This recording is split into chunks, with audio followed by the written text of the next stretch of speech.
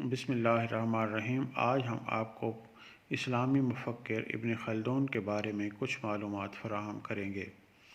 جناب ابن خلدون کا پورا نام ابو زید عبد الرحمن بن محمد بن خلدون ولی الدین الطوسی الخوارزمی اشبیلی المالکی ہے۔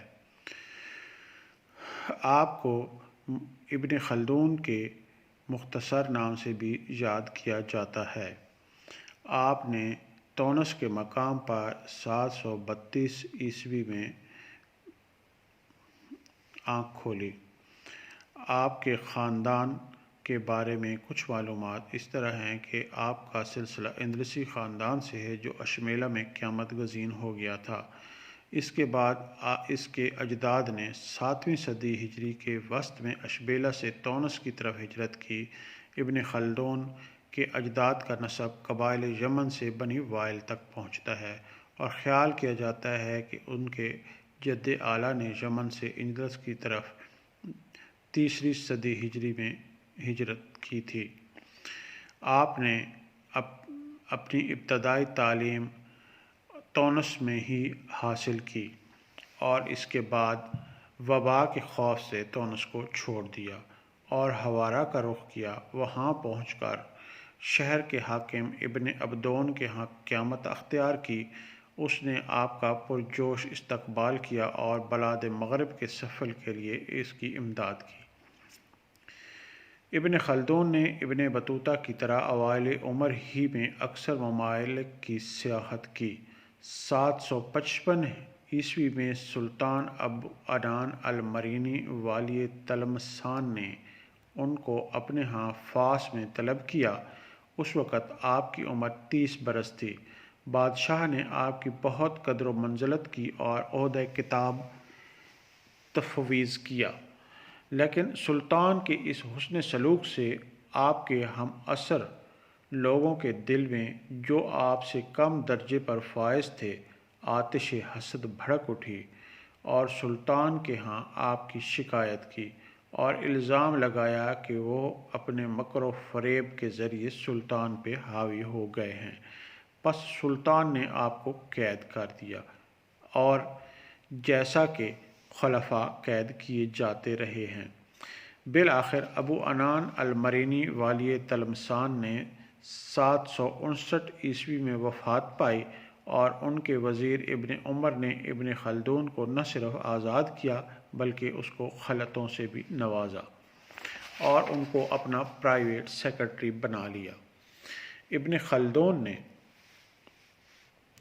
اپنی تاریخ لکھنی شروع کی اور آپ کے اس کے پہلے مقدمہ کی تکمیل کر لی۔ اس کے بعد تاریخ کی بعض فصول بھی لکھیں۔ یہ زمانہ تقریباً 780 عیسوی کا ہے اور اس کی وفات سے 30 برس قبل کا ہے، جب آپ کی عمر تقریباً 50 برس تھی۔ آپ کو اسی زمانے میں اپنے وطن تونس جانے کا شوق پیدا ہوا۔ آپ نے حاکم تلمسان سے اجازت چاہی اور 780 عیسوی میں وطن پہنچے۔ وہاں کے بادشاہ نے آپ کو خاص طور پر احترام کیا اور اپنا پرائیویٹ سیکرٹری بنا لیا اور اپنی تالیف کی تکمیل پر آمادہ کیا۔ اب ابن خلدون نے کامل اطمینان کے ساتھ تاریخ کی طرف توجہ کی، لیکن کچھ دنوں کے بعد ان کی شکایتیں دربار میں ہونے لگیں تو انہوں نے ایک بار پھر مصر کا قصد کیا اور اسکندریہ کے سفر کی اجازت چاہی۔ وہاں 784 عیسوی میں پہنچے۔ پھر وہاں سے آپ نے قاہرہ کا رخ کیا اور جامعہ ازہر میں مالکی فقہ کی تعلیم دینی شروع کی۔ جب یہ خبر سلطان مصر برقونی عظیم کو پہنچی تو آپ کو اپنے ہاں بلایا اور بہت زیادہ آپ کی عزت و تکریم کی اور 786 عیسوی میں مالکی مذہب کا قاضی مقرر کر دیا۔ اس نے منصب قضاء کو آپ کے سامنے پیش کیا جو آپ نے قبول کیا اور ایک عالم، قاضی، مدرس، مورخ، ادیب کی حیثیت سے آپ کا چرچا پوری دنیا میں پھیل گیا۔ اکثر لوگ اس کو حیرت کی نظر سے دیکھنے لگے اور آپ کے حاسدین کی تعداد میں اضافہ ہونے لگا۔ انہوں نے آپ کی شکایت کرنی شروع کی اور آپ کے متعلق گمراہ کن خبریں اڑانے لگے۔ علامہ ابن خلدون نے اپنے اہل و عیال کو تونس سے بلا بھیجا تاکہ ان کے ساتھ قاہرہ میں باقی زندگی گزارے، لیکن اثناء راہ میں یہ تمام لوگ غرق ہو گئے۔ اس صدمہ جانکاہ نے آپ کی کمر توڑ دی، چنانچہ آپ نے منصب قضاء سے علیحدگی اختیار کر لی اور درس و تالیف کے لیے خود کو وقف کر دیا۔ اس حالت میں 3 سال گزر گئے۔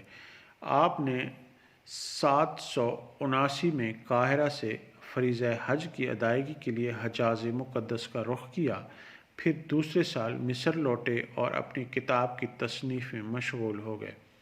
سن 797 میں آپ نے اپنی کتاب کی تکمیل کر دی۔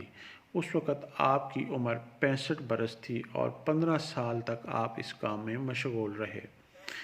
آپ کی کتاب عربوں، اسلام اور بعد از حضور نبی کریم صلی اللہ علیہ وآلہ وسلم مسلمانوں کی تاریخ کے اوپر ایک بڑی جامع اور ضخیم کتاب ہے۔